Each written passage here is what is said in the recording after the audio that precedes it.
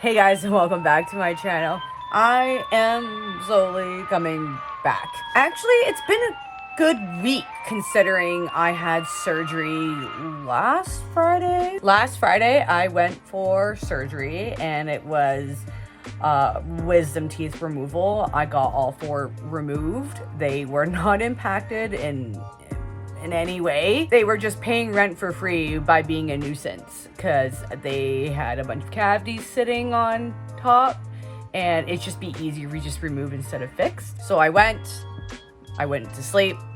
I woke up and my God, this is the best drug I've ever had in my entire life. And then after I woke up from the whole ordeal, I told my mom right there and then, that was the best nap I've had in my entire life. It was like forcing my body to nap for only like those 40 minutes. Seems like my body really needed it.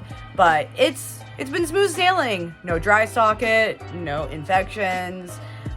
Eating has been pretty smooth considering I had to eat only soft foods for the first like 3 or 4 days, but it's gotten better. I had no swelling, just irritation on my gums. It was, like I said, everything was great.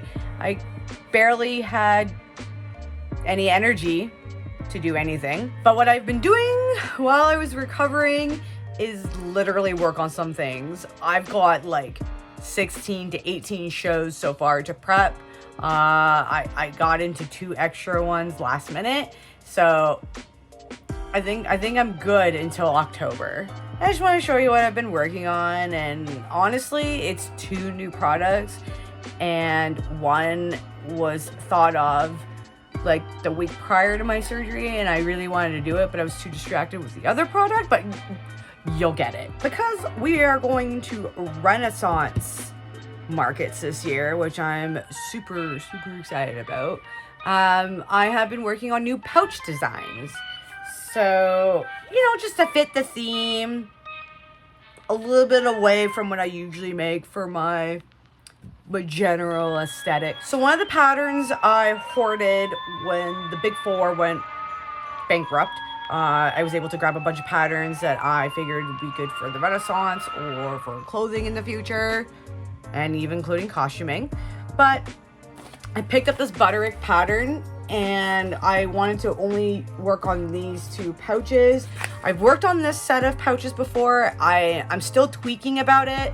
I like to tweak the patterns to make them different, to make them a little bit stand out from this one, because anyone could use this pattern, right?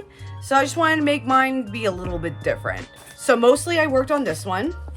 And I'm going to show you like the first trial and error, and then the second trial and error, and then the final product. So when I first tried this out, I wanted to do the way I would prefer to sew, aka to make it look better.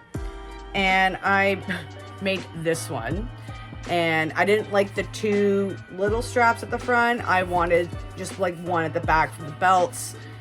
I don't mind it, so I might go back to it later, but I went back to the two loops. The way he was telling me to sew, I didn't like it, so I kind of just did a little bit of top stitching around here, which I absolutely love. However, my machine does not like it, so I'm gonna have to invest on a heavy-duty machine. But I did do this, and I actually like the color scheme, but the sewing, just the way it sits, it didn't work out.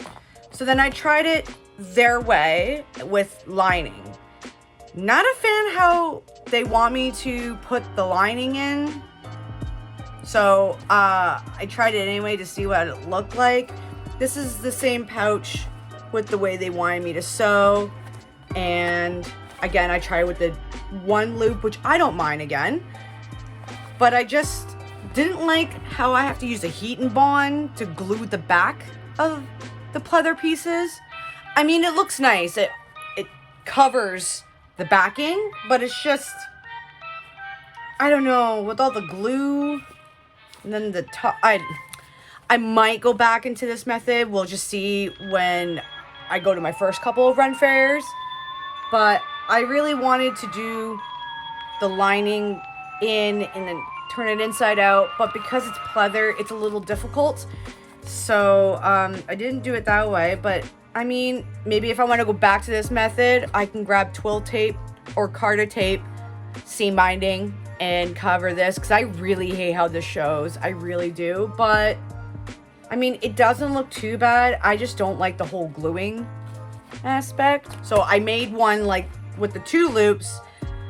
I thought the loops go here when they actually go in between the contrast pieces, and so I kept this for me, obviously, and it's really functional. I had it on a belt when I went to a like D&D kind of birthday party before my surgery, and it kept doing like this on my belt, which is great because I like how it covers all of it. The closure really holds well. I have some of my trinkets in here because I was giving out trinkets at the D&D party. I was able to go into this pouch very easily to grab my things.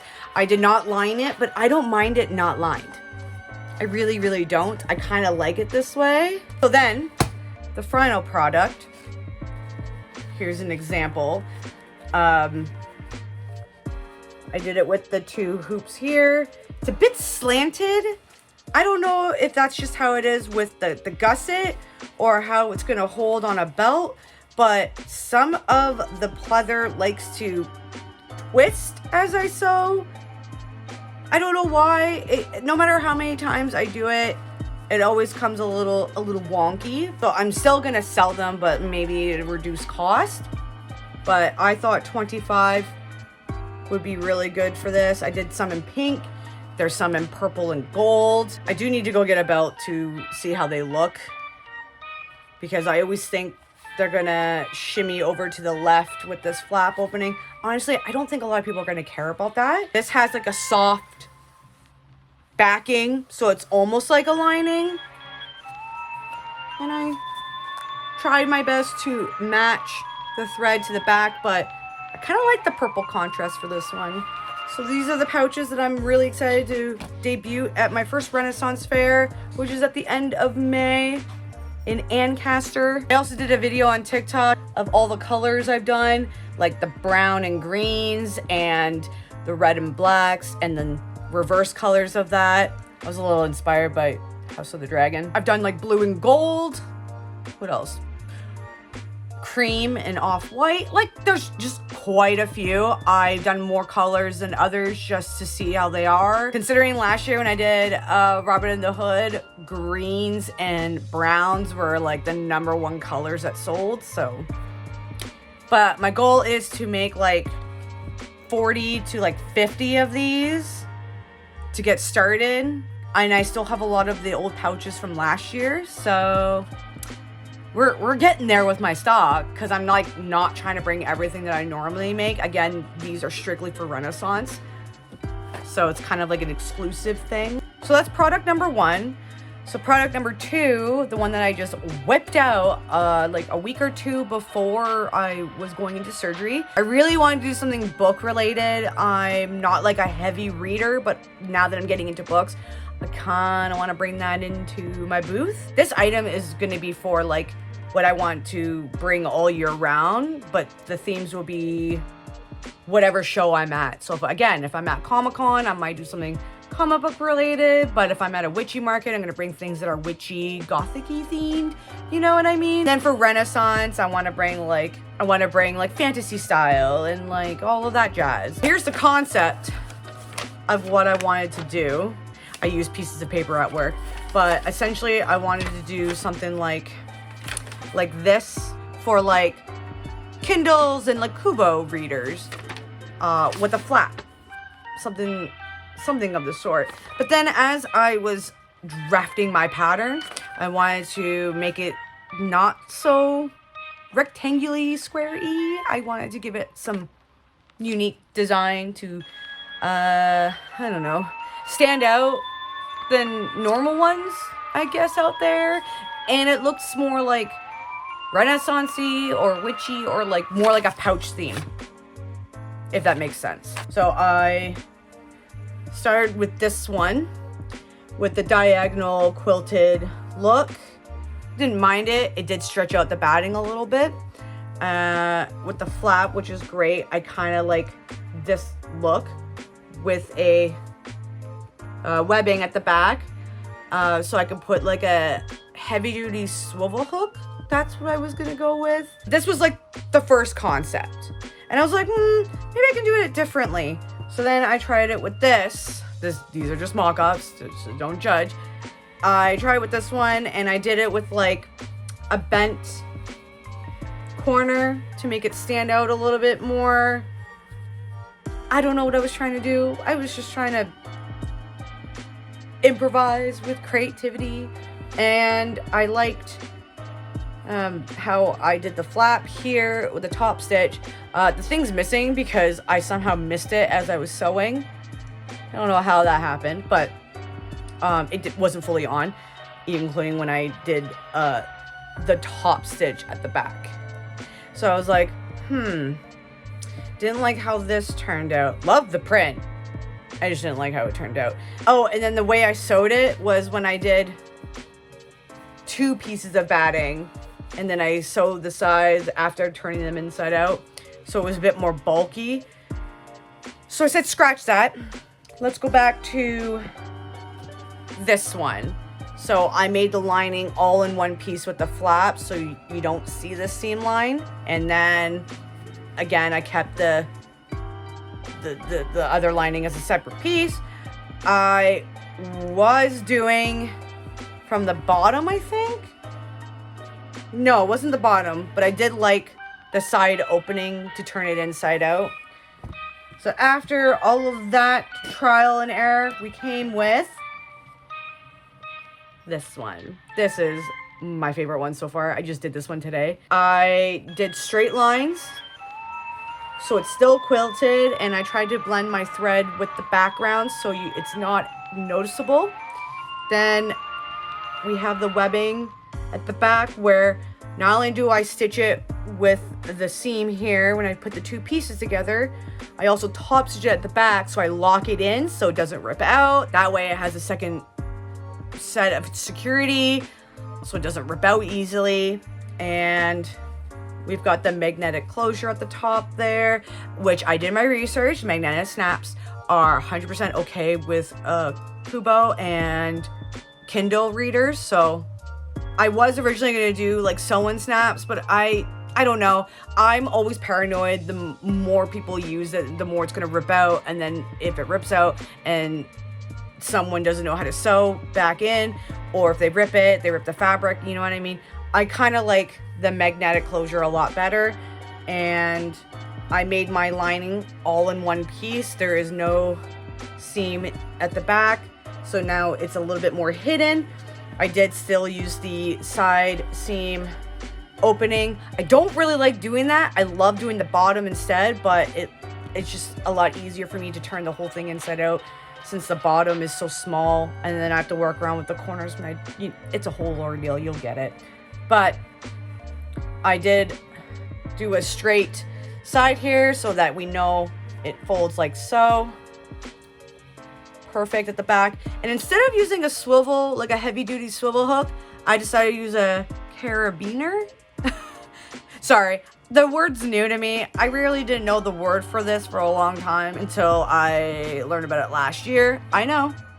I don't want to hear about it, that I'm just discovering it now. So yeah, I'm trying my best to match the carabiner with the project. So I've got this mushroom one. Did this one today as well. And this one, which I absolutely love. Like, pastel nightmares kind of a deal. The carabiner, though, matches perfectly with the webbing. And then we have to have dragons. Beautiful, beautiful dragons. And then my friend Louisa is going to test out this one. And if she really likes it, she can keep it. And not only can you use these for, like, your e-readers and Kubo readers, you can also use this for your phone, which I tested out myself. You can use it to put money in it if you don't want to carry your wallet. It's a multi-use thing, and that's what I like to craft. I don't like to craft one thing specifically. I like to make my items multifunctional, you know what I mean? And if you don't like the carabiner, you can also You have a really thin belt for your attire. You can slip it into a belt for your outfit. Maybe. That's a whole other thing. Like I said, this is all trial and error. But I'm having so much fun making these. They're easy to whip, which, like, I'm not saying that's a bad thing. I'm just saying, like, it's not taking me, like, 4 or 5 hours to do these. They literally, if I do all in good time, I can whip one out in an hour. If all things go well. That's the best part about these. They don't take a lot of fabric at all. I can get, what? Quarter of a fabric. I don't have to buy a whole meter. I can make 2. Yeah, I can make 2 with a quarter of a meter of fabric. So yeah, new products for the store. One specifically for Renaissance fairs and Renaissance and all other shows that I'm going to be doing this year. I'm only going to make 20 and see how they do. And if they do really well, then yeah. And then what else I've been doing a lot lately, but it has nothing to do with my shows. I have been playing a lot of Final Fantasy 14. I got really into it since my recovery. I'm currently sitting now in a queue in a raid that I've been waiting for the past 6 hours. I just need to get Odin. I need to fight Odin for a quest, and then I can move on. We just need a healer and 2 tanks. 2 tanks and 2 healers.